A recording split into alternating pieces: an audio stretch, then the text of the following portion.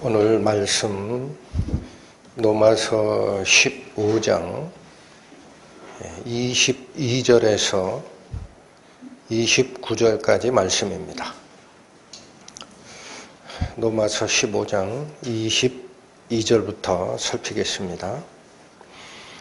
그러므로 또한 내가 너희에게 가려 하던 것이 여러 번 막혔더니 이제는 이 지방에 일할 곳이 없고 또 여러 해 전부터 언제든지 서바나로 갈 때에 너희에게 가려는 원이 있었으니 이는 지나가는 길에 너희를 보고 먼저 너희와 교제하여 약간 만족을 받은 후에 너희의 그리로 보내줌을 바람이라.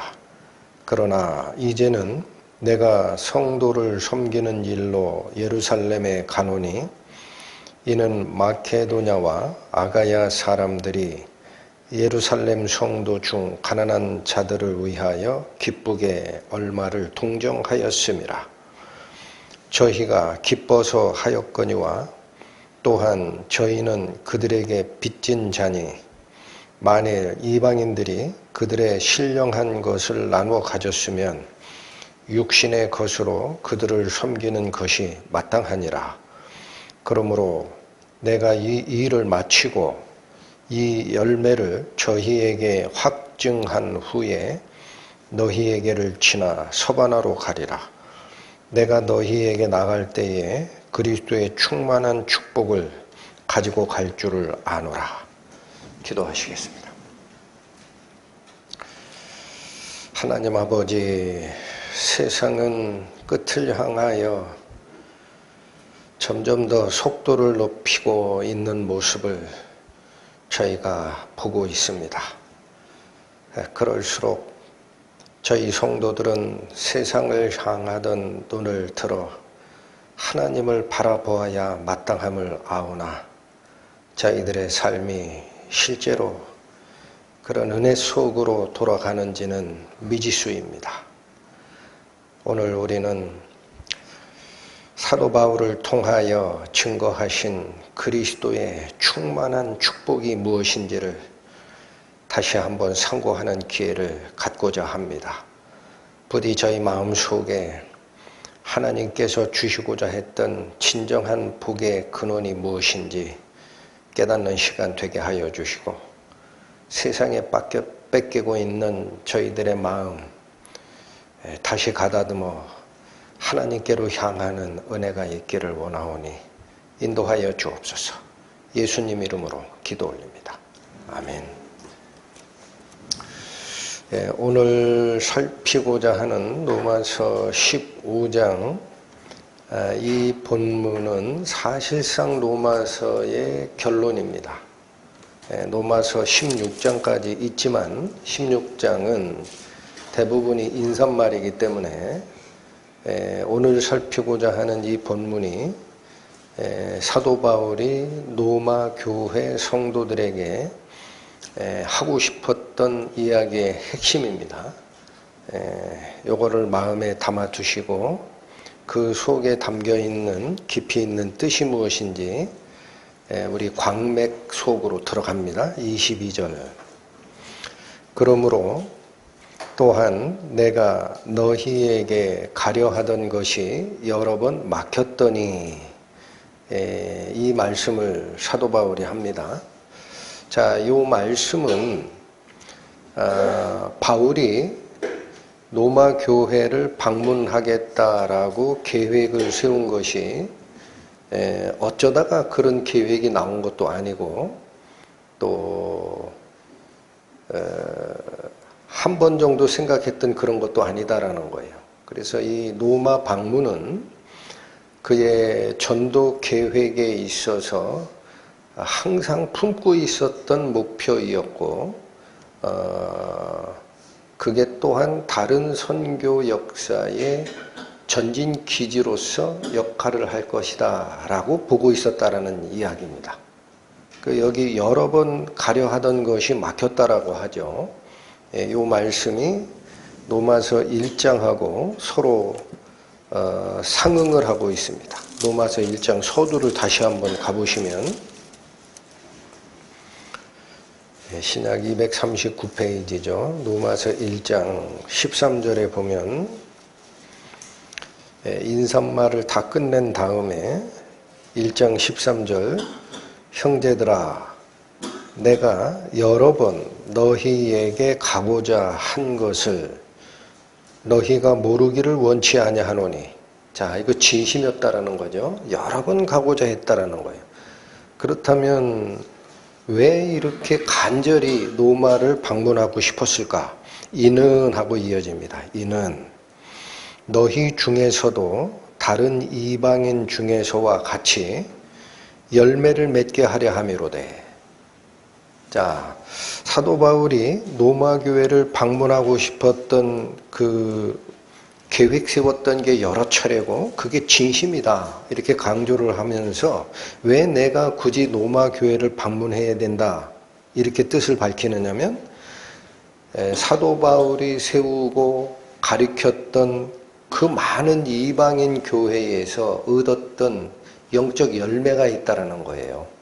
그런데 이 로마 교회는 사도 바울이 세운 교회가 아닙니다. 그래서 그냥 놔두면 영적인 열매를 맺지 않는 상태에서 그냥 쌍만 난 상태에서 지나갈 수 있다는 거예요. 그래서 다른 이방인 중에서와 같이 열매를 맺게 하려고 너희에게 여러 번 가고자 했었다. 그러나 지금까지 길이 막혔도다. 그렇다면 이 말이 무슨 얘기냐라는 겁니다. 오늘 본문이 로마서를 결론 짓고 있는 부분인데 앞에 있는 서론하고 딱 연결시키니까 로마를 방문하려고 했던 것이 영적 열매를 맺히는데 중요한 뭔가를 전달하고 싶었다라는 뜻이었다라는 거죠. 그런데 한 절 건너뛰어서 15절을 보면은 이런 말씀을 또 하세요. 그러므로 나는 할 수 있는 대로 로마에 있는 너희에게도 뭐라고 얘기합니까? 복음을 전하기를 원한다 그래요. 여러분 저희가 신약 시대에 하나님을 믿고 쫓아가는 복음을 전하는 자로 산다라고 생각을 하면서 복음에 대한 이해가 너무나 얕습니다. 자기중심적이고. 그래서 오늘은 바로 이 복음의 핵심이 무엇인지 깊이 속으로 들어가고 싶었습니다. 여기 분명히 얘기하죠. 로마 교회를 여러 차례 가고 싶었고 그렇게 가려고 하는 목적은 다른 이방인 교회에서와 똑같이 너희들에게도 열매를 맺게 하려면 내가 방문해야 될 것 같다라는 얘기를 했어요. 그런데 15절에 가니까 내가 로마에 있는 너희에게도 복음을 전하기를 원한다 그래요. 그러면 로마 교회가 지금 이 복음을 받았다는 얘기예요? 못 받았다는 얘기예요? 못 받았다는 얘기입니다. 잘 들으셔야 됩니다. 무슨 말이야 이게. 이해가 안 되는 소리잖아요. 왜 이해가 안 돼요? 여러분 15장으로 와보세요. 15장으로 와보십시오. 로마 교회 성도들이 복음을 못 받았어요 지금? 15장 14절 보십니다. 지난주에 살피셨던 구절인가요? 형제들아 너희가 스스로 선함이 가득하고 하나님을 향한 이 열망이 있어요. 세상이 아니라 하나님을 향한 열망이 가득합니다. 모든 지식이 찼어요. 성경 지식이 있어요. 그리스도를 아는 지식이 있어요. 능히 서로 권하는 자예요. 서로 잘못을 고쳐주고 교훈하고 우리 이렇게 그리스도를 향하여 나아갑시다 하는 자들입니다. 그런 자임을 확신한다고 돼 있어요. 14절에. 그럼 복음 받은 자 아닙니까? 근데 왜 서두인 로마서 1장 15절에서는 내가 로마에 있는 너희들에게도 복음 전하기를 원한다고 했을까? 여러분 우리가 속고 사는 게 있지 않는가를 잘 생각하셔야 됩니다. 죄사함만을 아는 것, 또 내가 그리스도를 나의 인생의 주로 영접했다라는 그 결정이 지나간 것으로 나는 복음을 깨달은 자다. 이렇게 생각하는 사람들이 수없이 많습니다. 바울이 지금 얘기하고자 하는 복음은 그거 얘기하는 거 아니에요. 로마 교인들이 지금 나와 있죠. 스스로 선함이 가득하고 모든 지식이 차서 서로 권하는 자, 이 권하다 충고하고 훈계하고 교정해 주다라는 뜻이다 그랬어요. 이런 상태에 있는데 복음을 못 듣고 어떻게 가능합니까? 세상에서 떠난 자들이죠.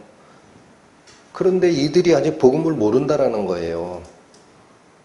그래서 여러분 15장 오늘 본문의 마지막 절 보세요. 29절. 내가 너희에게 나아갈 때에, 자, 여기 노마로 갈 때죠. 노마로 갈 때에 뭐를 가지고 간다? 그리스도의 충만한 축복을 가지고 갈 줄 아노라. 아직 모른다라는 겁니다. 노마 교회의 성도들이 뭐만 알았다라는 거예요. 생명의 씨가 뿌려져서 싹이 난 상태인 것은 확실한데 복음이 뭔지 그리스도의 충만한 축복이 뭔지 아직 모른다라는 겁니다. 이게 굉장히 중요하게 다가왔습니다. 오늘 본문에 대한 말씀을 준비하다가 저를 깨우는 말씀이었어요. 야, 너 설교단상에 서서 하나님 말씀 전한다고 하지? 너 이거 전해라. 다 자고 있다. 그 음성이 들리는 듯 했어요. 아, 이거 잘못하고 있다. 착각하고 있다. 이게 뭘까?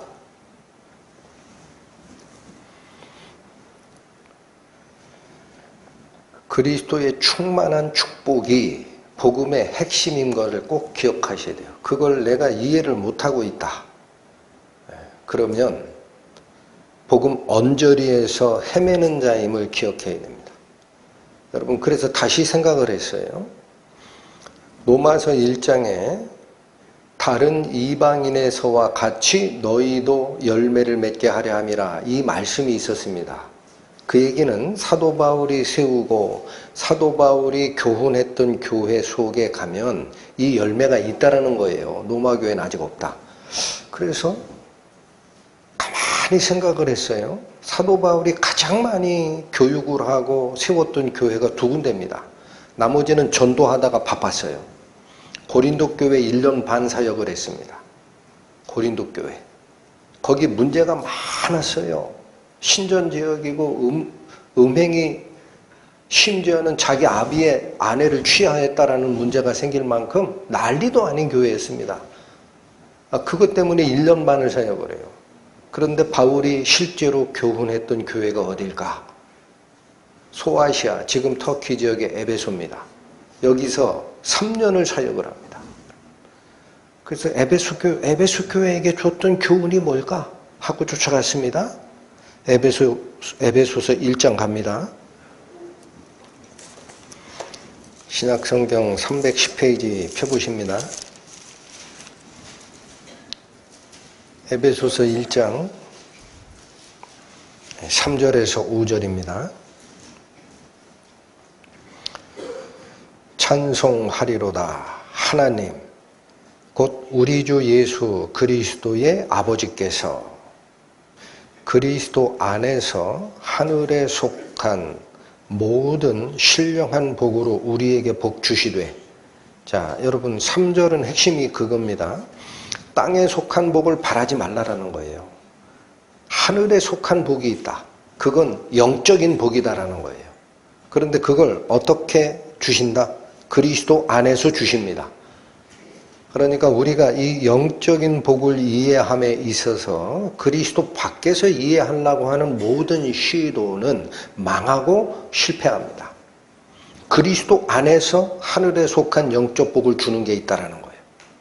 이게 오늘 본문에서 얘기하는 그리스도의 충만한 축복을 너희에게 가지고 갈 줄 아노라 하고 성경 구절 서로가 사인을 주는 거예요. 4절 곧, 자 이제 나옵니다. 이 복이 뭔지가 나와요. 창세 전에 그리스도 안에서 우리를 택하사 우리로 사랑 안에서 그 앞에 거룩하고 흠이 없게 하시려고. 요거 줄이겠습니다. 하나님 앞에 거룩하고 흠이 없게 하려고 라는 거예요. 이게 뭐냐면 구원의 목적입니다. 그렇게 하려고, 이게 구원의 목적이에요. 그렇게 하려고 구원의 목적을 가지고 5절 그 기쁘신 뜻대로 우리를 예정하사 예수 그리스도로 말미암아 자기의 아들들이 되게 하셨으니 3절, 4절, 5절에서 공통적으로 들어가는 수식어구가 예수 그리스도 안에서 예수 그리스도를 통하여입니다.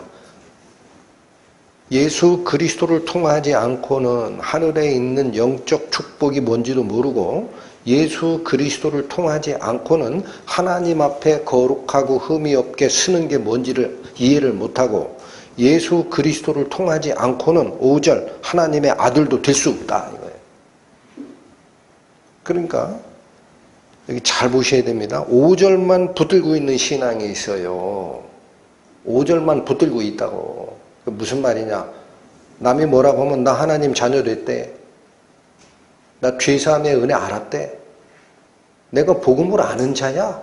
그렇게 얘기를 합니다. 그게 5절입니다. 그런데 가장 중요한 걸 잊고 산다라는 거죠. 왜 그러면 하나님의 아들을 삼아 줬냐? 예? 왜? 내가 다른 사람보다 의롭고 나아서? 천만에요. 저는 저를 돌아보면은요, 나 같은 사람은 구원받을 가치가 찾기가 힘든 사람이에요. 진짜로 그렇습니다. 나 같은 인간은 뭐하러 하나님이 자기 자녀를 삼아줬을까? 에? 목적이 몇 절에 있다고 그랬죠? 4절입니다. 어떻게 하려고? 하나님 앞에 거룩하고 흠이 없게 만드시려고 이게 목적입니다. 그러니까 우리가 구원을 받았어요. 나 죄사함을 깨달았어요. 라고 얘기할 게 아닙니다. 그렇게 하고 그런 신분이 됐는데도 하나님 앞에 거룩하고 흠이 없게 사는 게 무엇인지를 잊고 산다면 목적을 잃어버린 삶이 되는 거죠. 그럼 그게 고장난 거고 작동 중지된 거죠. 기계로 얘기하면. 그렇죠? 기계가 있어요. 작동하게끔 목적된 기능이 있는데 기능이 작동을 안 해. 그러면 중지된 거지.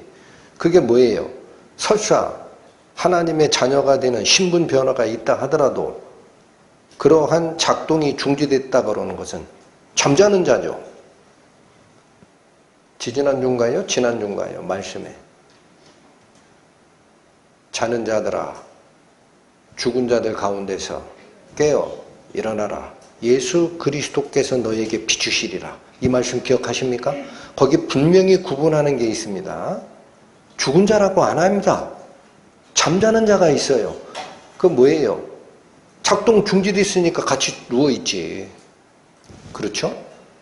이게 왜 뭐가 작동이 중지됐을까? 구원의 목적인 하나님 앞에 거룩하고 흠이 없게 바뀌어가는 것에 대해서 스텝을 밟아가야 되는데 계단을 올라가야 되는데 안 가고 있는 사람이 있어요. 그러니까 이게 나는 죄사함을 알았다. 나는 예수님을 주로 내 입으로 시인하고 나의 주인으로 받아들였으니까 나는 됐지. 뭐 구원이 그거지 뭐 딴 게 있어? 하고 사는 모든 영혼들이요. 그게 구원이 아니다라는 거예요. 사도 바울의 말이. 그게 복음이 아니다. 내가 로마에 있는 너희에게도 복음 전하기를 원한다. 그 잠자는 자 만들라고 하나님이 너를 아들 삼아 줬냐. 일어나 움직이라 그러잖아요. 그러면 바울이 이야기하는 하나님 앞에 거룩하고 흠이 없게 되는 이것이 구원의 목적이다라고 얘기한 이게 사도 바울은 이방인의 사도입니다. 그러면 여러분 유대인의 사도, 수석 사도 베드로는 뭐라고 가르쳤을까라는 거예요. 바울에게 주는 성령의 가르침과 베드로에게 주는 성령의 가르침은 다르지 않습니다. 베드로 후서가입니다. 신약 384페이지.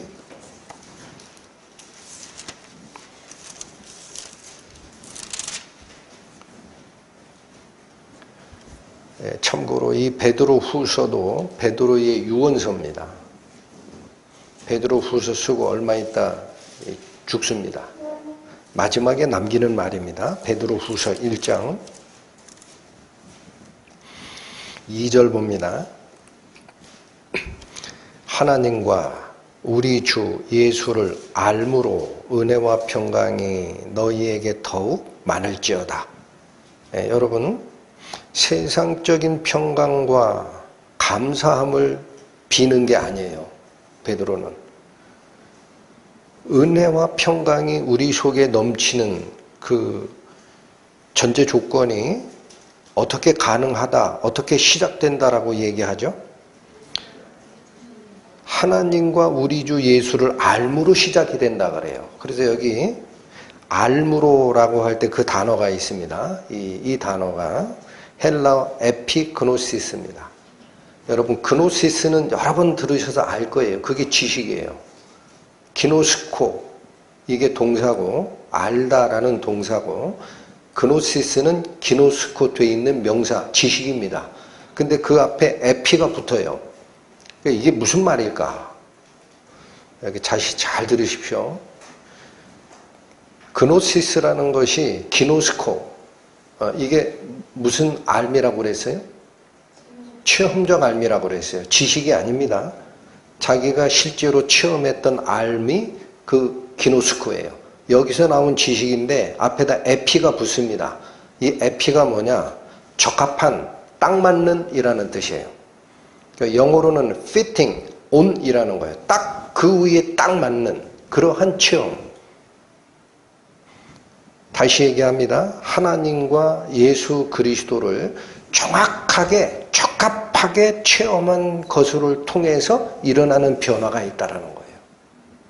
어렴풋이 경험한 것은 다 가짜입니다.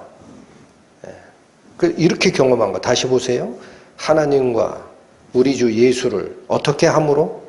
정확하게 체험적으로 알므로 은혜와 평강이 너희에게 더욱 넘치게 된다. 이렇게 기도를 하시고 3절 그의 신기한 능력으로, 여기 신기한이라고 표현된 것은 신적인이라는 뜻이에요.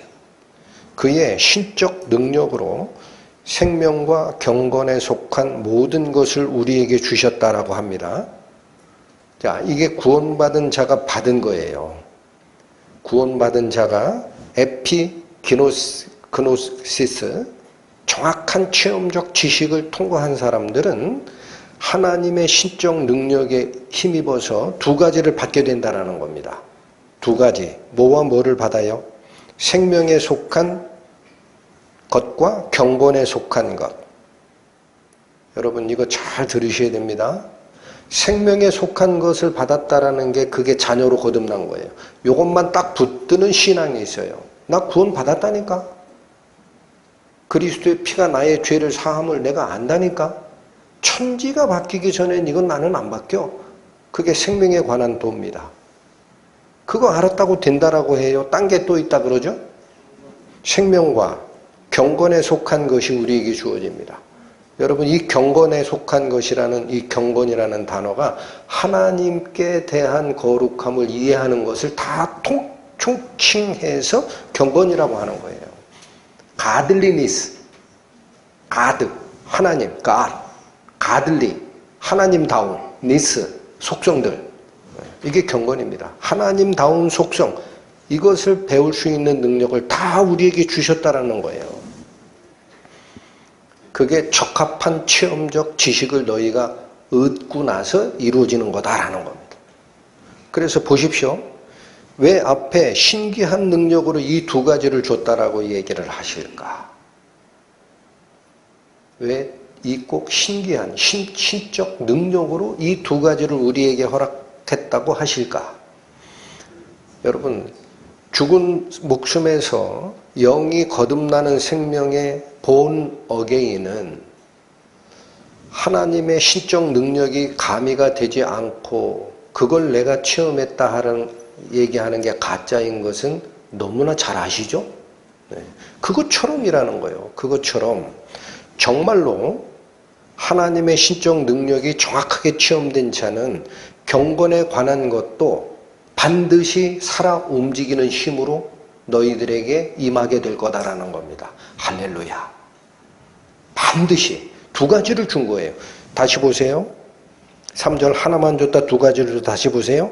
그의 신기한 능력으로 생명과 경건에 속한 둘 중 하나만 줬다 모든 것을 줬다. 더 이상 변명 안 됩니다. 하나님이 둘 다를 줬다라는 거예요. 주셨으니 왜 이렇게 줬느냐? 목적이 나옵니다. 이는 자기의 영광과 덕으로서 우리를 부르신 자. 이게 누구요? 하나님이에요. 하나님의 영광을 위해서 우리를 구원하시는 거예요. 하나님의 영광과 하나님의 덕이라는 건 뭐예요? 하나님께서 우리에게 베풀어 주신 사랑입니다. 우리가 구원받을 자격이 아무것도 없는 자인데 하나님께서 베풀어 주신 자비, 은혜로, 이게 덕이에요. 이 두 가지로 우리를 불러내신 분이 누구냐? 하나님이에요. 그런데 거긴 더 정확하게 나오죠. 이는 자기의 영광과 덕으로서 우리를 부르신 자를 알므로 말미암는다 그래. 여기 암도 에피그노시스, 정확한 체험적 지식입니다. 정확한 체험적 지식, 무엇을 체험했던 것으로서 하나님을 체험했던 것을 통하여 말미암음이다라는 것은 그걸 체험하지 아니한 상태에서는 이런 신적 능력이 우리에게 올 수가 없다라는 겁니다.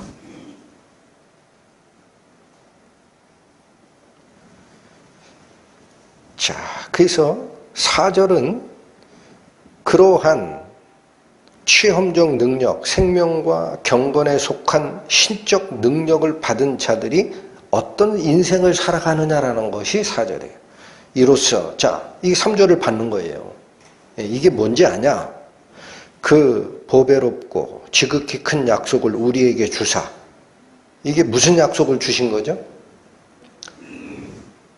하나님 아버지와 예수 그리스도를 통해 우리에게 주신 약속은 세상의 물질 아니고 세상의 집이 아니고 세상의 부가 아니고 세상에서 누리는 긴 수명이 아닙니다.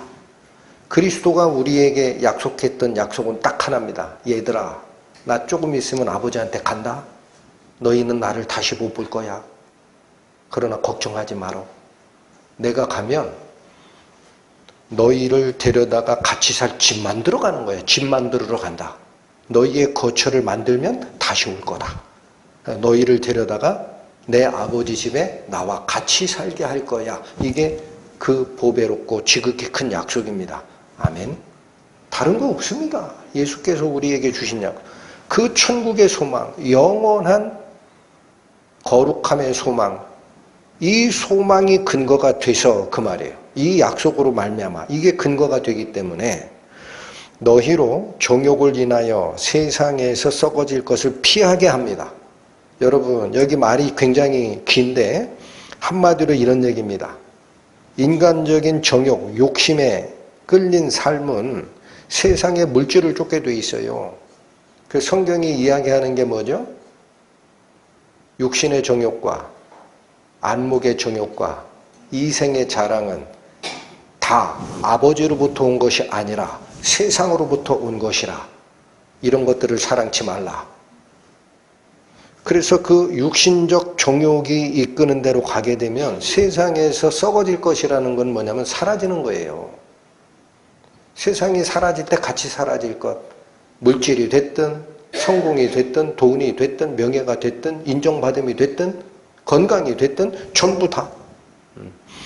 이것을 피하라라는 거예요. 여러분, 피하라는 말이 무슨 말이에요? 피하라. 이 피하라라는 경고를 가슴 깊게 새기지 않기 때문에 가슴 속에 이 둘을 같이 가지고 가는 오류를 범합니다. 여러분, 이러한 정욕을 쫓아 세상에서 썩어질 것을 추구하는 그 세력은 나와 카운터파트, 대적자라는 거예요. 그럼 여러분, 권투시합 아시죠? 상대방은 나를 다운시키기 위해서 수없이 어퍼컷을 칠지 훅을 칠지 스트레이트를 날릴지 바디샷을 날릴지 노리고 있습니다. 펀치가 날라옵니다. 가만히 피하지 않고 있어요. 그러면 어떻게 돼요? 맞죠? 갑니다. 아, 이게 있으면 내가 옆으로 피해내는구나. 얘하고 맞상대하면 안 되는구나. 이게 피하라는 얘기예요. 그 정욕을 인하여 세상에서 썩어질 것을 추구하는 옛 자아가 있습니다. 내 속에 있는 옛날의 나의 중심성. 그걸 피하라. 그게 적이다. 그걸 알라. 이걸 피하고 어느 쪽으로 가요? 신의 성품에 참여하는 자 되게 하려 하셨다. 여러분 보십시오.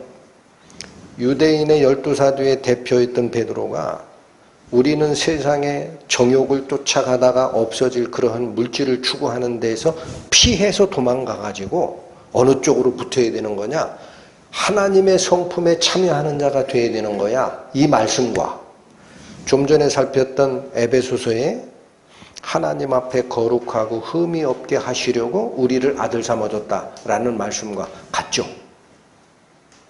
다릅니까? 같습니까? 여기 보십시오. 거기도 신의 성품에 참여하는 자 되게 하였다 이렇게 표현합니다. 그러면 이 신의 성품에 참여하는 이 일은 되게 하려 하셨다지 신의 성품을 줬다라고 얘기를 안 합니다. 이건 뭐가 뒤에 남아있는 거냐? 우리의 선택과 우리의 노력이 남아있는 겁니다. 이게 하나님의 목표, 목적지니까 너희는 어디를 힘입어서? 3절에서 주신 신적 능력을 힘입어서 세상에서 사라질 것을 피하고 하나님께서 무엇을 좋아하시는지 그 하나님의 성품을 닮아가는 자에 참여하는 쪽으로 돌아오라. 이 부지런히 추구하라고 합니다. 그렇지 않으면 어떤 상태가 되는지 5절부터 봅니다. 이러므로 너희가 더욱 힘써. 누가 힘써야 돼요? 우리가 해야 합니다. 우리 육체적 능력으로 힘쓸 필요 없어요. 하나님이 부여하신 신적 능력에 힘 입으면 됩니다. 너희가 더욱 그것에 의지하여 너희 믿음의 덕을, 덕의 지식을, 지식의 절제를, 절제의 인내를, 인내의 경건을, 경건의 형제 우애를, 형제 우애의 사랑을 공급하라.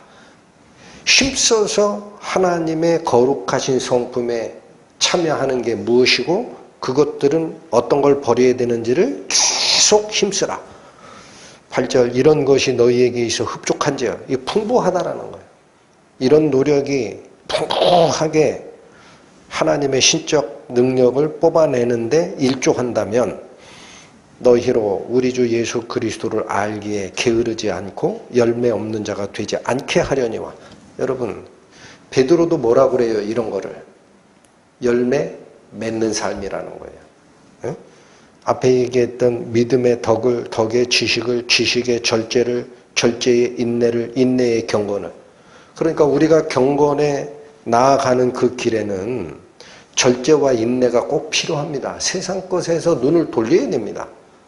유혹을 하거든요. 옛날에 살던 패턴 그대로 하나님의 경건에 참여하겠다. 안 될 말이다라는 거예요. 그런 걸 다 피하라. 이런 것이 8절 다시 봅니다. 이런 것이 너희에게 있어 흡족한지요.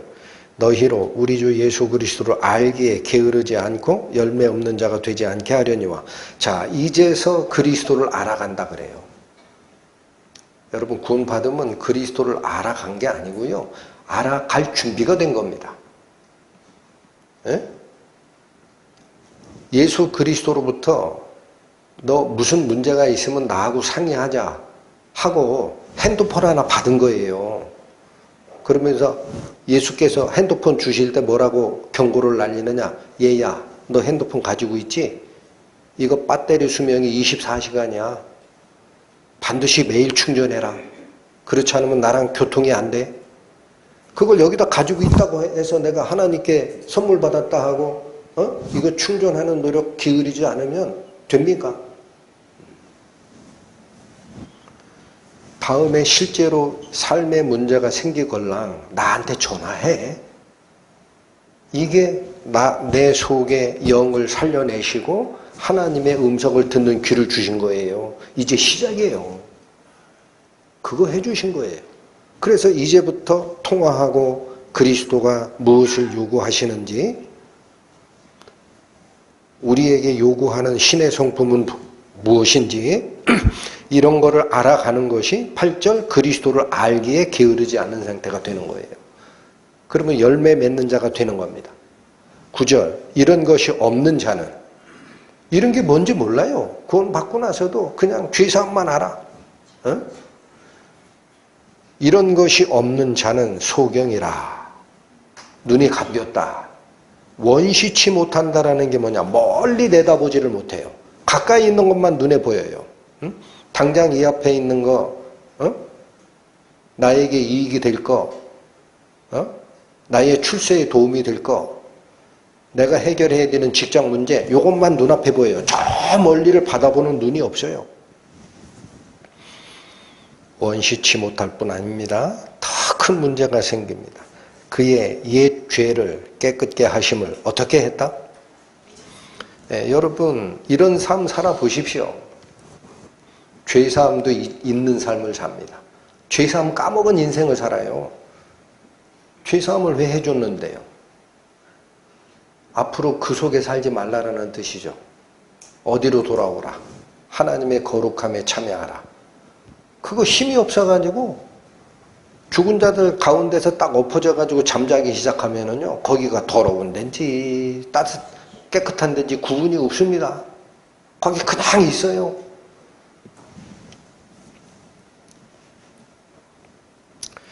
요즘에 하도 제가 말세 하니까 그냥 들으시는 것 같은데, 저는 무슨 생각을 하시는지 아십니까? 누구를 만나도 그래요. 다 AI 얘기를 해요. 네? 은퇴 몇 년 앞둔 교수님이 AI 공부를 한다고 페이스북에 올리더라고. 네? AI 예산이 100조라는 얘기를 하고, AI가 없으면 다음 세대를 준비할 수 없다라는 얘기를 하고, 모든 세상은 AI를 신으로 모실 준비를 하고 있습니다. 여러분 두고 보십시오. 하나님 필요 없다 할 때가 10년 안에 올 거예요. 하나님 그거 왜 필요하냐? AI가 하나님이야. 내가 필요한 거 다 해결해 줄걸? 얘가 최상의 AI 로봇 하나 살라고 그러면 20억이다. 돈만 벌어. 이런 이야기를 하고 있어요. 지금 정신 똑바로 차리셔야 돼요. 내 인생의 마지막 끝에 가면 하나님이 부르기 바로 전에 무엇이 남을까를 생각을 하십시오. 무엇이 남을까? 무엇이 사라지고 무엇이 남을까? 아무것도 이 세상에 속한 것은 하나님 앞으로 올라갈 때 같이 못 갑니다. 아시잖아요. 왜 거기다 자꾸 마음 뺏기고 생각 뺏기고 시간 뺏기고 정력 뺏기고, 하나님의 아름다움이 무엇인지는 관심이 없고 말씀만 들으면 졸리고, 이거 큰일 날 증상이에요. 제가 얼마 전에 저희 카톡방에 올렸죠. 다른 목사님이 했던 설교. 설교 말씀이 재미가 없고 졸리기 시작하면은 어떤 시작 단계라고 알려줬어요? 배교의 시작이다 그랬어요. 무서운 말입니다. 가르침 떠납니다. 안 떠날 것 같죠?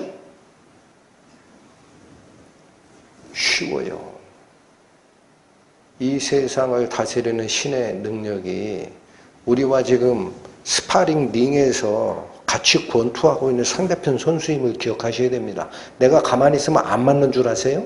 수없이 얻어 터지고 있어요 지금. 응?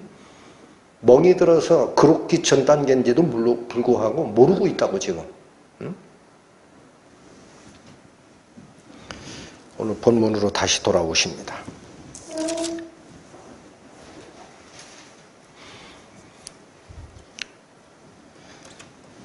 22절 읽고 가겠습니다. 그러므로 또한 내가 너희에게 가려 하던 것이 여러 번 막혔더니 이제는 이 지방에 일할 곳이 없고, 자, 지금까지는 사도 바울이 다른 지역 전도하고 그들에게 핍박받고 피해 다니고 해결하고 하느라 정신이 없어서 갈 수가 없었습니다. 그런데 상황이 바뀌었다라는 거예요.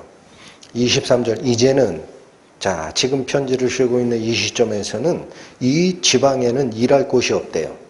그러면 사도 바울이 이 편지를 쓰던 이 곳이 어디입니까? 3차 전도여행의 맨 끝에 고린도 교회에서 헌금 걷어가지고 예루살렘으로 돌아오는 그 지점, 여기서 편지를 쓴 게 로마서거든요. 그러니까 3차 전도여행이 끝나면 사도 바울은 어디로 가요? 예루살렘으로 가요. 근데 앞불사 거기서 투옥됩니다. 그래서 로마에 가긴 가는데 죄인의 입장, 죄수의 입장으로 가서 복음 전하죠. 그러니까 그때까지 1차, 2차, 3차 전도여행까지 사도 바울이 전도했던 아시아 지역과 또 유럽 지역의 위쪽 그리스, 마케도니아, 밑에 쪽 그리스, 아가야 지역을 다 전도했다라는 거예요. 이제는 어느 영역밖에 없다. 로마 제국의 본토. 그래서 이제는 그 뜻입니다. 이제는 이 지방에 일할 곳이 없고 또 여러 해 전부터 언제든지 서바나로 갈 때에 너희에게 가려던 소원이 있었다라고 합니다. 그럼 여기도 잘 보셔야 됩니다. 사도 바울이 로마를 방문하고 싶어서 여러 번 계획을 세우고 간절히 원했던 이 로마가 사도 바울의 계획표에는 목적지가 아닙니다, 여러분. 사도 바울 시대의 로마 그러면은요, 지금 미국의 뉴욕이에요. 뉴욕이나 워싱턴이에요. 세계의 중심지야. 글로 가고 싶었던 거냐? 거기 가서 뭐 하려고 했더니 아니다라는 거예요. 아니다. 내가 가려고 한 것은 로마가 아니다. 다시 읽습니다. 이제는 이 지방에 일할 곳이 없고 또 여러 해 전부터 언제든지 어디로 갈 때? 서바나가 어디예요? 스페인입니다. 여러분 스페인은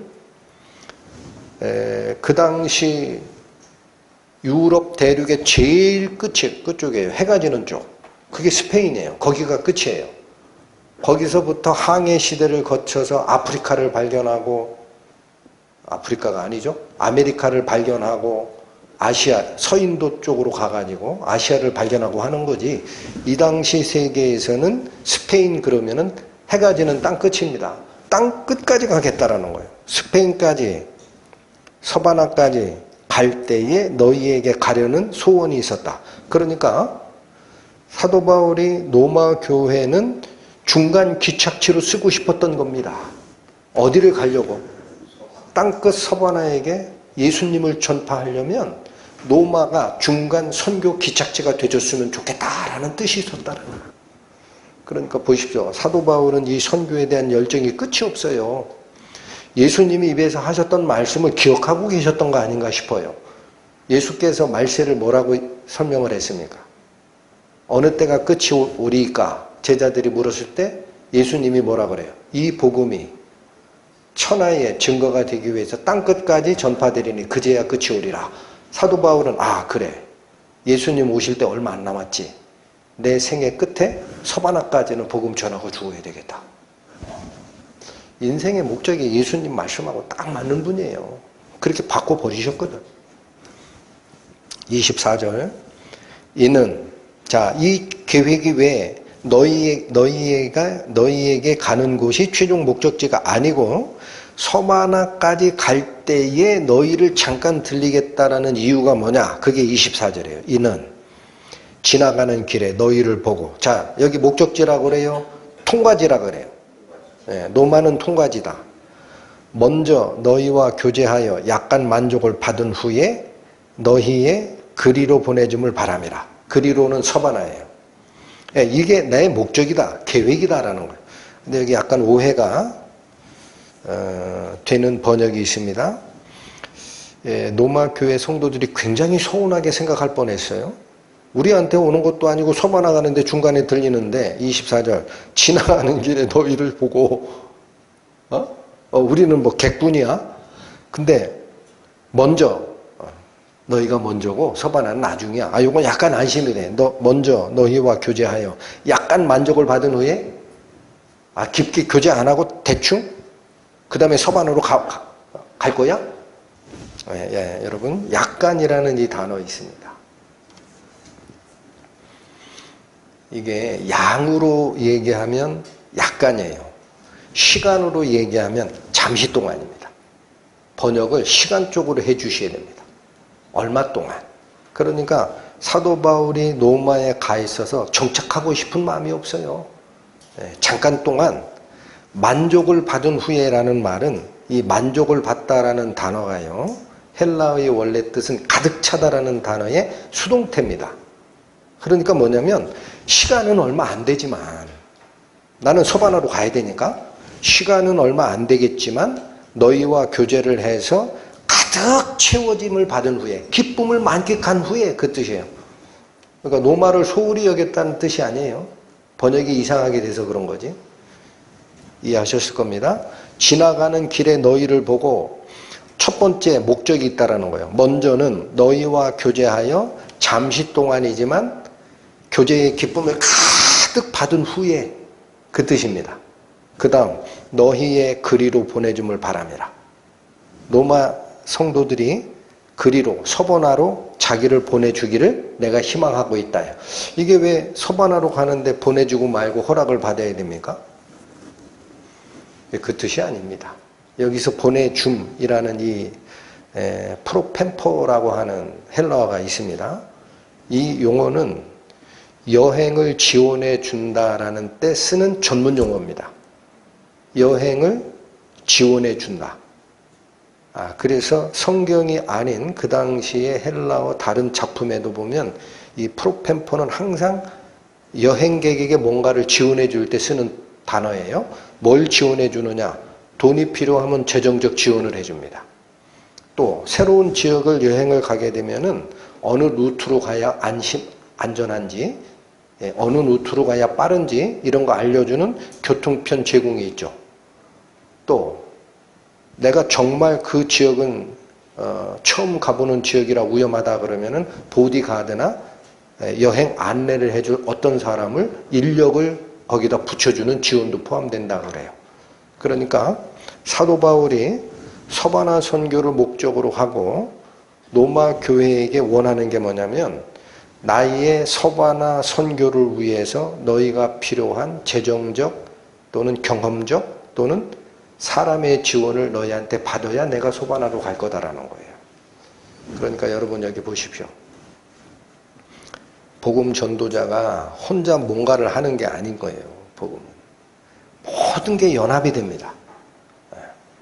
그 현재 지역을 잘 아는 성도들과 이방인의 사도로 특심하게 은혜를 받은 사도 바울이라 하더라도 혼자 복음 전하는 게 아닙니다. 같이 협력하는 겁니다. 그래서 그렇게 너희가 나를 지원해 주기를 내가 원한다. 이 뜻입니다. 25절 갑니다. 그러나 자, 이 뜻을 다 밝혔어요. 그런데 갑자기 역적 접속사가 나오죠. 그러나라고 합니다. 그러니까 지금 당장 가는 게 아니다라는 거예요. 이거는. 그러나 이제는 지금은 그 뜻이에요. 내가 성도 섬기는 일로 어디에 간다? 그래서 여기 잘 보세요. 사도행전 공부했던 거 다 잊어먹으셨겠지만 3차 전도 여행의 끝에가 고린도 지역까지 가서 거기서부터 헌금을 모아가지고 위쪽 그리스, 마케도냐를 거쳐서 아시아 지역, 갈라디아 지역을 거쳐서 예루살렘으로 헌금을 가지고 갑니다. 요 루트에 바로 절에서 쏟다라는 거예요, 이게. 이게 고린도 지역에서 3차 전도여행의 예루살렘 귀환 출발 지점인 고린도 지역에서 뭐를 썼다? 로마서를 쓰고 있다라는 거예요. 그래서 지금 이 얘기가 무슨 얘기인지 또 들어가야 됩니다. 그러나 이제는 내가 성도 섬기는 일로 어디에 간다? 예루살렘에 갑니다. 그러니까 아직은 너희한테 직접 가는 게 아니니까 한 군데 들렸다 와야 돼. 그 뜻이에요. 26절. 이는 왜 성도 섬기는 일로 예루살렘에 가야 되느냐? 이는 마게도냐와 아가야 사람들이 이게 어디라고 그랬죠? 마케도냐는 북부 그리스지요. 아가야는 남부 그리스 지역 사람들이 예루살렘 성도 중 가난한 자들을 위해서 기쁘게 얼마를 동정하였습니다. 그래서 여러분 25, 26절은 사도 바울이 현재 하고자 하는 일과 내용인데 25절 보면 성도 섬기는 일로 예루살렘에 간다라고 하죠. 네, 여기 조금만 더 들어갈게요. 성도를 섬기다 한때 이 섬기는 일이 있어요. 이 섬기는 일, 이게 헬라 원어로는 디아코니아라고 발음이 되는 이 단어인데 이게 일상적으로는 언제 쓰이느냐? 교회의 봉사 직분을 얘기할 때 씁니다. 교회에 섬기는 자라고 그래요. 봉사자. 할 때 이 단어를 씁니다. 디아코니아. 여기서 집사라는 디콘이라는 단어가 나오는 거예요. 영어로. 어쨌든 이 디아코니아가 교회의 봉사 직분에 사용되는 것 외에는 언제 또 쓰이느냐? 연보나 헌금에 쓰입니다. 이거를 섬기는 일이다라고 표현할 때 씁니다. 신약 성경의 용례가 그러합니다. 그러니까 여기 25절에 이제는 내가 성도를 섬기는 일로 예루살렘에 가노니라는 말은 자기가 예루살렘 교회에 가서 교회의 직분을 거기서 행사하겠다는 뜻이 아닙니다. 뭐 때문에 간다? 헌금 때문에 간다라는 거예요. 헌금을 가지고 가는 과정이에요. 그래서 이유가 26절이죠. 이는 뭐라 그래요?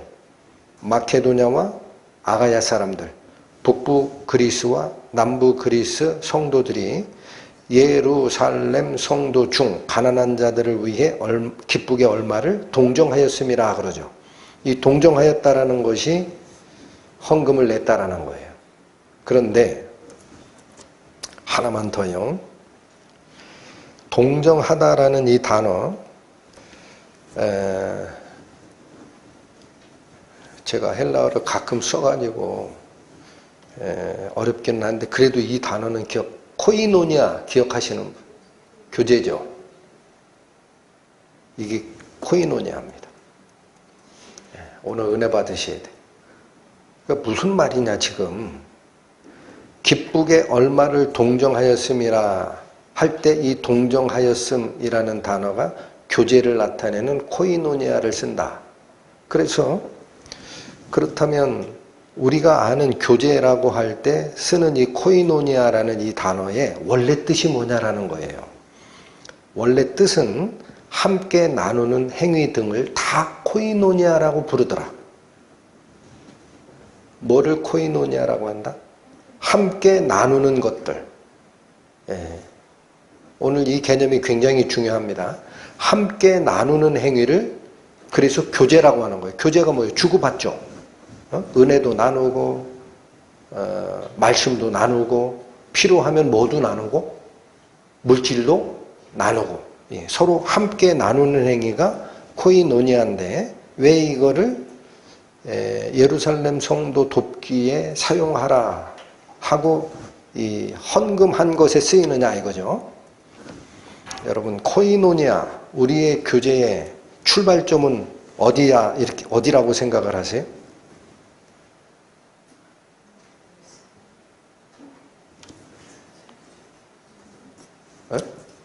자, 원래 죄에 물들고 이기적이고 자기중심적이고 내 거를 챙겨야 되는 그런 세상적인 나가 있어요.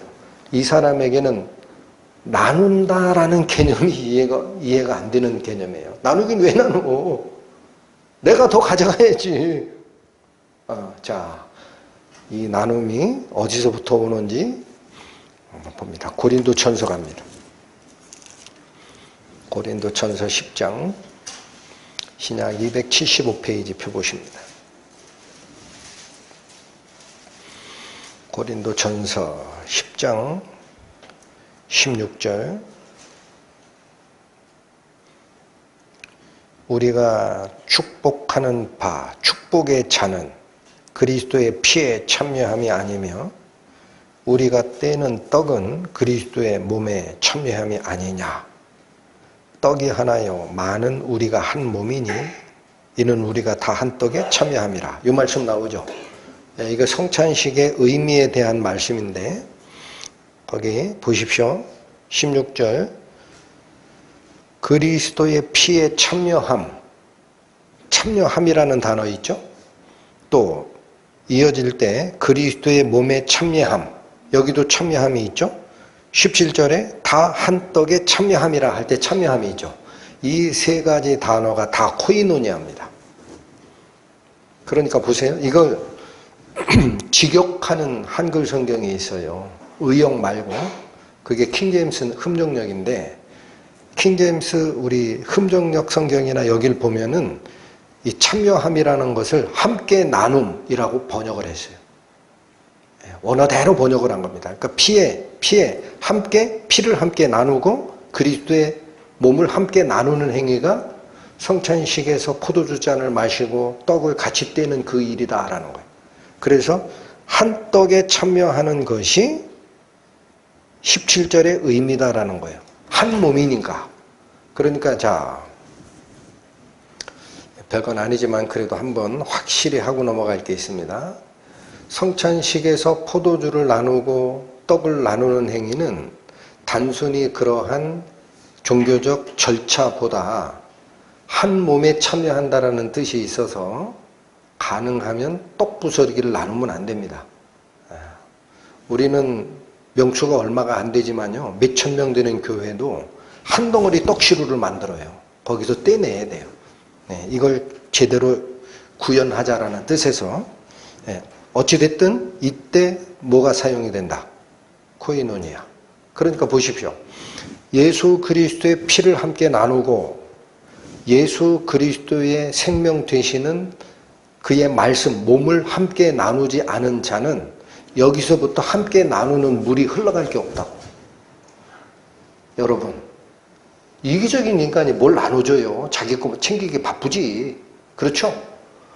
물은 위에서 흘러 들어와 나를 채운 다음에 넘쳐서 다른 데로 내려가는 겁니다. 그러니까 함께 나누다라는 이 코이노니아의 근원은 예수 그리스도의 생명이었구나. 고린도 후서 13장 신약 301페이지 봅니다. 고린도 후서 13장 맨 마지막 절입니다. 13장 13절 바울의 마지막 기도가 있죠. 주 예수 그리스도의 은혜와 하나님의 사랑과 성령의 교통하심이 너희 무리와 함께 있을지어다. 이 기도에서 성령의 교통하심, 이 교통하심이라는 단어가 함께 나누심, 이게 코이노니아입니다. 그러니까 보십시오. 우리가 예수 그리스도를 2000년 전에 돌아가시고 이 세상에서 하늘로 올라가신 예수님과 함께 나눌 수 있는 매체는 성령이 우리와 함께 있기 때문에 가능한 거예요. 성령을 통해서 함께 나누는 거예요. 아버지 하나님의 사랑이 성자 예수 그리스도를 통해서 이 세상에 완성이 되고 그 의미를 지금 우리가 아무 이상 없이 조금이라도 덜어내거나 조금이라도 더 얹힘이 없이 그 은혜를 그대로 같이 나눌 수 있는 이유는 딱 하나입니다. 성령이 우리와 함께 나눠주시기 때문에 가능합니다. 이때 코이노니아가 또 쓰더라. 그리고 실제 연보에 쓰이는 것이 오늘 본문의 이 사건을 직접 설명하고 있는 고린도 후서 8장입니다. 가보십니다. 고린도 후서 8장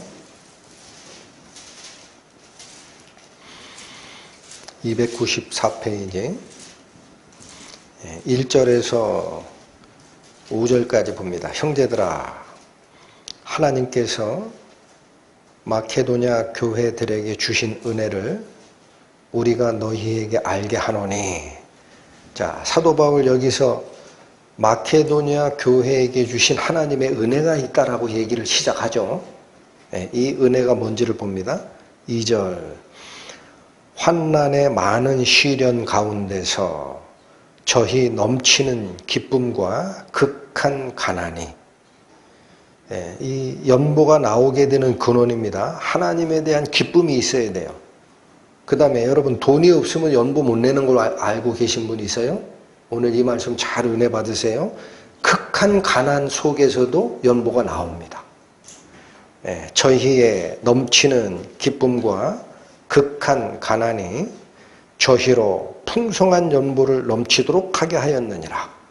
그러니까 마케도니아 교회 성도들이 돈이 많아가지고 예루살렘 교회 성도들 돕자 할 때 연보돈을 많이 낸 게 아닙니다. 그들이 기뻐서 이게 곧 하나님의 일에 참여한다라는 기쁨 때문에, 그 다음에 그들이 가난했지만 가난을 넘는, 초월하는, 남을 돕는 연보에 참여할 수 있었던 이유가 이거다. 3절 내가 증거하노니 저희가 힘대로 할 뿐 아니라 힘에 지나도록 어떻게 하여? 여기도 잘 조심해야 됩니다. 우리가 고린도 교회 성도들의 연보를 본받읍시다 하고 우리가 돈이 없어도 그들이 극한 가난 속에서도 연보를 했으니까 우리도 쥐어짜서라도 연보를 하고 교회 건축을 위해서 돈을 냅시다 하면 안 됩니다.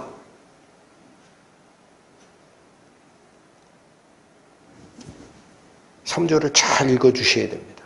내가 증거하노니 저희가 힘대로 할 뿐 아니라 힘에 지나도록 어떻게 했어요? 스스로 원한 겁니다. 이거를 강요하는 것은 헌금의 의미에 반하는 것임을 알아야 됩니다. 결코 스스로 기뻐서 하게 놔둬야 돼요. 그럴 때에 힘에 지나도록 자원했기 때문에 그게 극한 가난이 넘치는 연보로 이어졌다라고 표현하는 거예요. 스스로 기뻐서 했기 때문에. 4절 이 은혜와 성도 섬기는 일에 참여함에 대하여 우리에게 간절히 구하니. 여기 다시 단어 하나 더 봅니다. 4절에 보면 이 은혜와 성도 섬기는 일에 참여함에 대하여 할 때 참여함이 있죠. 이게 뭐냐? 그게 코이노니아예요. 함께 나누는 행위. 이 은혜와 성도 섬기는 일로 함께 나눔에 참여함에 대해서 우리에게 간절히 구했다라는 게 뭐죠? 사도 바울 일행에게 가난뱅이 성도들로만 구성되어 있던 마케도니아 교회가 요구를 한 겁니다. 우리도 헌금하게 해주세요. 바울, 우리 가난하다고 빼놓으면 안 돼요. 나는 하고 싶어요. 그게 나의 기쁨이에요. 내가 3끼 먹는 거 2끼 먹고 1끼를 줄이더라도 나 이 헌금에 참여하게 해주세요. 하고 요구했다라는 거예요. 문맥이 이해가 되죠? 5절 왜 이게 가능하냐라는 겁니다. 왜 이게 가능할까? 5절 우리의 바라던 것뿐만 아니라, 그러니까 지금 기근과 핍박으로 가난해진 예루살렘 성도를 이방교회 성도들이 도와야 되겠다라는 뜻은 사도 바울의 일행들이 가지고 있던 뜻이 맞아요. 야, 우리 여기다 헌금해 주는 게 맞다. 그런 게 이 우리의 바라던 것뿐 아니라라는 거예요. 당연히 사도 바울이 원했던 거지만 그런 뜻입니다. 그것뿐만 아니라 저희가 누구? 가난에 찌들었던 마케도니아 교회 성도들이에요. 저희가 먼저 자신을 주께 드리고 또 하나님을 뜻을 쫓아 우리에게 주었도다. 여러분 여기 잘 보셔야 됩니다. 극한 가난이 마케도니아 교회 성도들을 지배하고 있었던 환경입니다. 그럼에도 불구하고 기쁨이 넘쳐서 스스로 우리도 이 헌금함에 꼭 참여하게 해 주셔야 됩니다. 함께 나누는 일에 우리가 빠질 수 없습니다. 라고 했던 이 간절함이 어디서 나왔다라는 거죠? 5절에서 은혜 받으셔야 됩니다. 먼저 자신을 하나님께 드리는 결정이 있었습니다. 이걸 뭐라고 합니까? 헌신. 너희는 너희 몸을 하나님이 기뻐하시는 거룩한 산 제사로 드리라. 이것이 너희가 드릴 영적 예배니라. 이들은 진짜 자기 몸을 하나님께 다 드렸어요. 하나님, 그리스도를 통하여 우리에게 베풀어 주신 사랑 제가 갚을 길이 없나이다. 1만 달란트 빚진 자 기억하시죠? 제가 궁금해서 1만 달란트가 얼만가 봤더니 그 당시 성인 남성이 3,000년 일을 해야 하는 값이에요. 안 돼요. 영원히 못 갚는다는 거. 그 1만 달란트 빚진 자, 이 빚을 하나님께서 내가 갚아야 하는 죄의 값을 다 면제해 주시고 너는 마찬가지 내 거요 이렇게 하지 말고 너에게 빚진 자 100데나리오 100일치 임금이에요. 한 3달치 월급 한 1,500에서 2천만 원 들 겁니다. 그거 빚졌다고 걔한테 돈 내놔? 안 내놔? 멱살잡이하고 그러지 말라는 거예요. 이게 갚아야 할 빚이 있다라는 거죠. 이 은혜가 마케도니아 가난한 성도들의 마음을 휩쓸어 간 겁니다. 먼저 자신을 주께 드리고 또 하나님의 뜻을 쫓아 우리에게 주었도다. 여러분 거제 아십니까? 거제? 수요일날 성경 공부 음성 파일 올려드리는 거는 그냥 시간 날 때 할 일 없을 때 한번 들으시라는 게 아니에요. 지역교회에서 발표되는 모든 메시지는요, 우리가 가는 길에 가로등입니다. 반드시 참여하세요. 민수기 그 다 제사결에 나오던데 그게 무슨 뜻이야? 거제가 뭐예요? 여러분, 백성들이 헌물을 드립니다. 백성들이 농사졌던 거 헌물을 제자에게 주는 방법이 있어요? 직접 주는 게 아니에요. 무슨 방식으로 주게 돼 있어요? 거제로 드립니다. 번제와 달리 이건 태우질 않아요. 제물 전체를 통으로 하나님께 바칩니다. 그러면 하나님은 이걸 받아서 잡수시질 않죠. 다시 어떻게 해요? 들거 하나님께 바쳤다 하고 다시 가져와서 제사장에게 줍니다. 먼저 자신을 하나님께 드리고 하나님의 뜻에 따라 그것을 우리에게 주었도다. 여러분 이게 거제입니다. 이렇게 살라라는 거예요. 이렇게 살아라. 이렇게 살면 극한 가난이 있는 마케도니아 성도들이라 하더라도 그 은혜에 참여함에 대해서 우리를 빼놓으시면 안 됩니다. 라고 간절히 구했다라는 이 상황이 된다.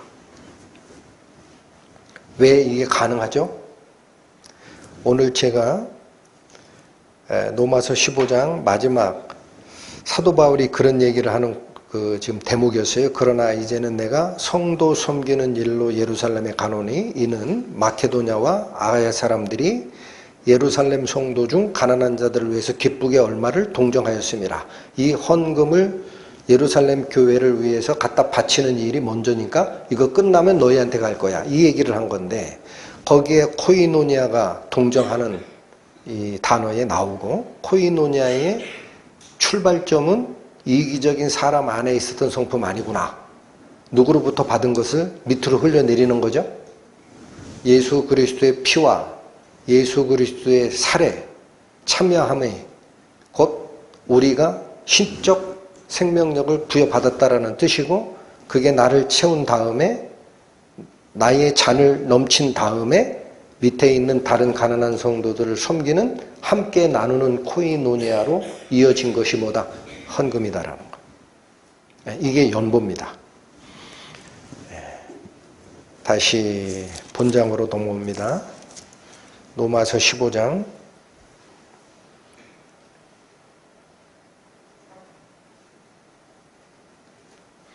27절 저희가 기뻐서 하였거니와 그렇죠. 성도 돕는 일에 극한 가난을 가지고 있던 마케도니아 교회 성도들이었지만 우리를 빼놓으시면 안 됩니다 하고 간절히 구했던 게 기뻐서 그랬다라는 거예요. 저희가 기뻐서 하였거니와 또한 저희는 그들에게 빚진 자니 만일 이방인들이 그들의 신령한 것으로 나눠 가졌으면 육신의 것으로 그들을 섬기는 것이 마땅하니라. 27절에 두 가지가 선언이 됩니다. 마케도니아 교회가 아가야 교회가 예루살렘 성도들의 가난을 도우려고 헌금한 것은 자발적이고 기쁨의 결과였다라는 거예요. 그러나 하나 더 붙입니다. 또한이 있습니다. 이렇게 서로 돕는 것은 당연한 성도의 도리다라는 것. 또한 저희는 그들에게 빚을 진 자래요. 누구에게 빚진 거예요? 이방인 교회, 이방 교회 성도들이 예루살렘 교회 성도들로부터 빚을 졌다는 거예요. 무슨 빚을 졌어요? 돈 꾼 적 없는데. 예, 나옵니다. 빚을 진 자니 하고 나옵니다. 만일. 예, 이거는 이제 실제로 그런 빚을 진 사람이라면 그 뜻이에요. 가정법이에요. 이방인들이 그들의 영적인 것을 나눠 가졌다. 여러분, 예수 그리스도의 복음이 첫째는 유대인에게요, 다음은 헬라인에게로라. 기억하십니까? 예수 그리스도의 복음이 유대 예루살렘 교회에서 출발해가지고 이방으로 퍼집니다. 그러니까 이들의 희생이 없이는 그 복음이 이방인으로 가는 게 아니에요. 첫 번째 이방인 교회인 사도 바울과 바나바가 세운 안디옥 교회도 거기 교회 개척하는 데 들어갔던 멤버들은 바나바도 그렇고 사도 바울도 그렇고 유대인이에요. 이들이 가는 거예요. 그렇게 빚진 자입니다.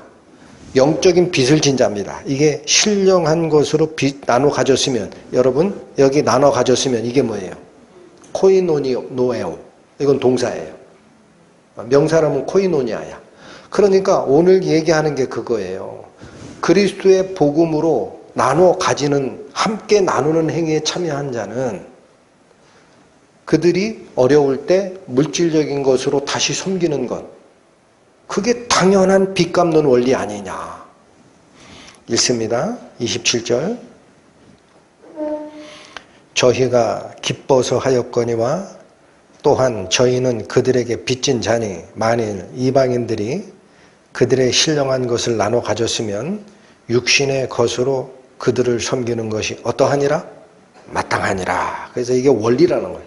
기뻐서 한 거지만 당연한 것으로 여기지 말고 너희들도 꼭 이런 식으로 코이노네오, 함께 나눠 가지는 일이 성도의 마땅한 것임을 기억하라. 28절. 그러므로 내가 이 일을 마치고 이 열매를 저희에게 확증한 후에, 자, 여기 표현이 또 재밌습니다. 이 일을 마치고라는 것은 간단하죠. 예, 이방교회 마케도냐와 아가야, 여긴 언급이 없지만 갈라디아 교회 다 참여했습니다. 예, 그래서 사도 바울이 전도했던 이방인 교회 전체가 참여합니다. 그들의 대표자가 다 같이 사도 바울과 함께 예루살렘에 가요. 이 헌금 전달 과정에. 예, 그런데 이들이 사도 바울을 필두로 해서 이 일을 다 마치고 하면 끝날 거를 제 표현을 뭐라고 하죠? 이 열매를 저희에게 확증한 후에 너희에게를 지나 서바나로 가리라. 그러니까 순서가 있다라는 거예요. 내가 이 일 먼저 하고 너한테 갈 거야. 이 얘기를 계속 하시는 건데, 이방교회 성도들이 헌금 걷어서 예루살렘 교회 가난한 성도 돕는 이 일을 뭐라고 표현하더라? 열매를 확증하는 거다. 그죠? 28절. 그러므로 내가 이 일을 마치고 이 열매를 저희에게 어떻게 한 후에, 그러니까 이 일을 마치고를 다시 부연 설명한 것이 이 열매를 저희에게 확증한 후에예요. 열매를 갖다가 확실하게 전달해 준다? 이게 무슨 말이에요? 왜 그게 열매죠?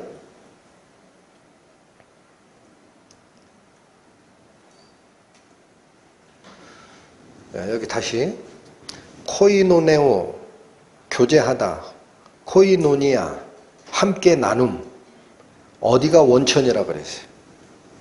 그리스도의 피와 그리스도의 살에 참여하는 것부터 시작했다.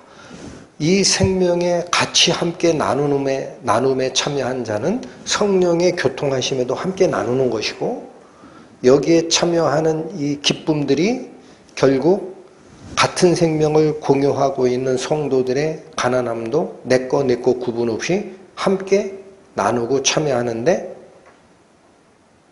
기쁨으로 동참하는 단계에 가면 그게 예수께서 심어놓으신 생명의 씨가 열매가 맺힌 상태라는 거예요. 네, 여러분 고린도 후서 갑니다. 고린도 후서 9장. 네, 아까 저희가 8장을 봤는데 9장에도 또 한 번 설명합니다. 고린도 후서 9장 6절부터 봅니다. 이것이 5절부터 읽을까요? 이러므로 내가 이 형제들로 먼저 너희에게 가서 너희의 전에 약속한 연보를 미리 준비케 하도록 권면하는 것이 필요한 줄 생각하였노니. 자, 얼마를 예루살렘 교회에 헌금하겠습니다라는 그 결정은 자발적인 거였어요. 자발적인 거. 근데 문제가 지금 한두 교회가 예루살렘 교회 성도도 없게 참여한 게 아닙니다. 고린도 교회로부터 시작해서 위에 마케도냐로 가면 데살로니가 교회, 빌립보 교회, 아시아로 넘어오면 에베소, 서무나 뭐 많잖아요. 두아디라 이런 교회들이 다 챙겨가지고 예루살렘에 가는데 어느 한 교회가 약정한 헌금을 안 했다더라. 이게 소문이 나면 사도 바울이 얘기한 게 권위가 땅에 떨어지는 거예요. 그들이 하나님의 복음에 대한 기쁨에 넘쳐서 스스로 한 거고 극한 가난이 있어도 반드시 우리 빼놓지 말고 해주세요 해서 한 건데 막상 가보니까 헌금이 없어. 그럼 어떻게 될 거야? 그래서 5절은 그 얘기입니다.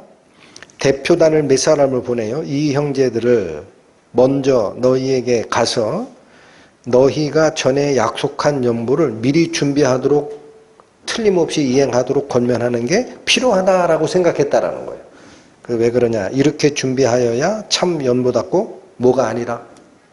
그렇지 않으면 사도 바울이 갔을 때 헌금 없다 그래놓고 약속한 거 우리 준비 안 했네? 사도 바울 앞에서 거짓말하면 안 되지? 우리 다 내! 하고 억지로 끌어내면 안 되지. 원래 약속했던 자발적 연보가 확인되도록 이행을 촉구하러 보냈다라는 얘기고 6절 이것이 곧 적게 심는 자는 적게 거두고 많이 심는 자는 많이 거둔다 하는 말이로다. 6절이 무슨 뜻이에요? 여러분 이만큼의 벼가 있어요. 벼. 그래서 이거를 내가 다 빠가지고 먹을지 반은 식량으로 쓰고 반은 내년도에 쓸 씨로서 심을지는 결정은 누가 하는 거예요? 내가 하는 거예요. 그런데 오늘 먹는 일이 바쁘다고 그래서 씨앗을 요거밖에 안 남겼어요. 그러면 적게 심겠죠. 내년에는 얼마나 열매가 나와요? 적은 열매가 나와요. 그러니까 오늘 내가 먹을 거를 좀 아끼고 나머지를 다음번 열매 맺는 일에 심었다 그러면 많이 심은 거죠. 그러면 그 다음에는 뭐가 많이 맺혀요? 열매가 많이. 이게 무슨 얘기냐면 스스로 결정한 그 분량에 따라서 스스로 영적 열매를 거둬가는 원리다라는 거예요. 6절이. 다시 읽어요. 이것이 곧 적게 심는 자는 적게 거두고 많이 심는 자는 많이 거둔다 하는 말이로다. 그러니까 말씀 전하다가 하나님의 은혜입니다 라는 얘기를 제가 많이 합니다. 하나님의 은혜가 작동해야지 그렇지 않으면 안 됩니다. 우리는 할 수 없습니다. 근데 그 말씀을 전하다가도 뒤에 제가 자꾸 걱정되는 게 있어요. 뭐가 걱정되냐? 하나님 은혜니까 하나님 은혜 오지 않으니까 내가 못하는 거야 하고 딱 버팅겨. 이게 그렇게 하라는 얘기가 아니잖아요. 많이 심을지 적게 심을지는 누구 결정이다? 본인. 은혜는 하나님이 주신단 말이에요. 그걸 많이 심을지 적게 심을지는 본인이 결정하라. 7절 각각 그 마음에 정한 대로 할 것이요 인색함으로나 억지로는 하지 말지니. 자, 여기 분명히 나오죠. 헌금의 원리가. 내면서 아깝다 하고 하는 거 있어요. 그 헌금의 의미 없어요. 교회 재정엔 도움이 되겠죠. 근데 내면서 아깝다? 그게 무슨 헌금이야. 국가에 세금 낸 거, 세금 내면서 아깝다 한 거랑 똑같이. 또 억지로는 하지 말라. 왜 그래요? 하나님은 즐겨내는 자를 사랑하시느니라. 이게 원리다. 8절 봅니다. 하나님이 능히 모든 은혜를 너희에게 넘치게 하시나니 이는 너희로 모든 일에 항상 모든 것이 넉넉하여 모든 착한 일에 넘치게 하게 하려 함이라. 자, 8절이 우리에게 주는 메시지는 뭐죠? 8절이 우리에게 주는 메시지. 하나님의 은혜가 넘쳐서 우리가 자발적으로 은혜에 동참하는 것을 돕는다라는 얘기입니다. 하나님은 손 놓고 계신 게 아니라는 거예요. 근데 9절 여기가 잘 보세요. 8절만 읽으면은요, 하나님께서 모든 은혜를 너희에게 넘치게 주어. 그러니까 이거지. 교회에 필요한 돈이 10억이다라고 가정하세요. 기도했더니 하나님께서 갑자기 15억을 만들어줬어. 이렇게 하는 게 은혜가 넘치는 거냐? 8절만 읽으면 그렇게 들려요. 그죠? 하나님이 능히 모든 은혜를 너희에게 넘치게 하시나니 이는 너희로 모든 일에 항상 모든 것이 넉넉하여 모든 착한 일을 넘치게 하려 하심이라. 하나님의 뜻은 확실해요. 확실히 은혜가 작동하게끔 하나님이 옆에서 돕습니다. 근데 9절을 잊어먹었어요.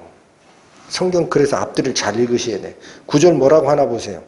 기록한 바 저가 흩어 가난한 자들에게 주었으니. 흩어서 가난한 자들에게 줬다라는 게 뭐죠? 자, 여기 보세요. 내가 사용하려고 가지고 있던 것이 있어요. 이렇게 꾸러미 만들어 놨던 거죠. 내가 사용하려고. 근데 이거를 꾸러미를 풀어요. 이번엔 내가 먹지 말자. 일로 오세요. 하고 다 나눠줬어. 자기 먹을 거를 딴 사람에게 준 겁니다. 이게 흩어 가난한 자들에게 주었으니 그의 의가 영원토록 있느니라 함과 같으니라. 이게 원리라는 거예요. 그러니까 아까 어디였어요? 고린도 후서 8장에서 저희의 극한 가난이 넘치는 연부를 이끌어냈다라고 얘기하는 그 원리가 뭐냐? 내가 먹고 남는 거를 주는 게 헌금이 아니에요. 내가 먹을 건데 나도 필요하지만 흩어줍니다. 그러면 하나님이 이걸 가지고 뭐로 사용하시느냐? 음식으로 쓰는 게 아니라 심는 씨로 씁니다. 그러니까 다음에 그 열매가 돌아오게끔 하나님은 역사할 겁니다. 이걸 가장 잘 나타내는 성경 말씀 전도서 갑니다. 전도서 11장 봅니다.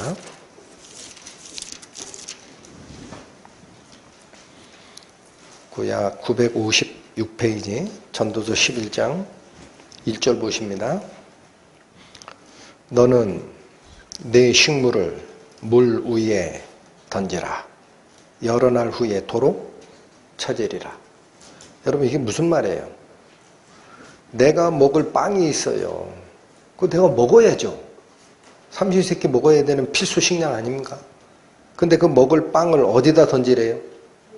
물 위에 던지면 떠내려가죠. 그거 내 거 돼요? 안 돼요? 안 돼요. 그 당시에 던질 때는 야 이게 나중에 나한테 다시 돌아올까? 의미 없어요. 흐르는 세월에 그냥 던지는 것 같아. 낭비하는 것처럼 보여. 그러나 어디에 던진 거예요? 생명수에 던진 겁니다. 여러분 예수 그리스도께 던진 거예요. 어? 왜 여기 물이라고 했을까? 예수 그리스도가 물이요 생명이잖아. 어? 거기에 던졌어. 그랬더니 여러 날 후에 도로 찾으리라. 여기 여러 날이라고 표현된 히브리적 표현 방식이 있어요. 이게 영원한 시대에 라는 뜻과 같은 거예요. 그래서 오늘 고린도 후서 9장 9절에 흩어 가난한 자에게 나눠 주었으니 그 의가 영원토록 있느니라 함과 같으니라 라는 말씀이 이 뜻입니다. 저는 그렇게 봤습니다. 그래서 그 당시 마케도니아 교회 성도들이 예루살렘 교회 성도들의 가난함을 보고 예수 그리스도의 피와 살을 함께 나눠 가진 우리가 예수 그리스도의 피와 살을 함께 나눠 가진 생명을 공유한 예루살렘 성도들의 가난함을 보고 너는 너 나는 나 할 수 없다. 내가 먹을 걸 흩어더라도 저들에게 주리라 하고 했던 이것이 생명을 심은 그리스도의 그 씨 심음이 열매로 나타난 거다라는 게 오늘 15장 28절 이 열매를 저희에게 확증한 후에 내가 너희를 지나 사바나까지 갈 거야 라고 했던 이 말씀이다. 자, 다시 갑니다.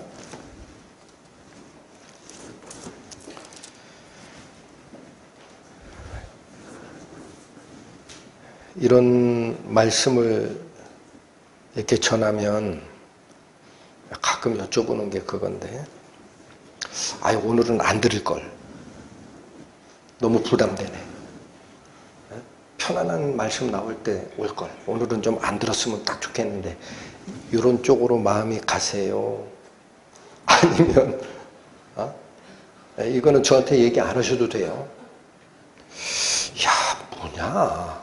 마케도니아 성도들이 속칭 찢어지게 가난한 상태였는데 그래도 예루살렘 교회 성도들 가난하다니까 사도 바울 일행이시여 우리 빼먹으면 안 됩니다. 우리가 기쁨이 넘쳐서 하는 거니까 우리가 극한 가난이 있어도 이 일에 반드시 참여하게 해주십시오.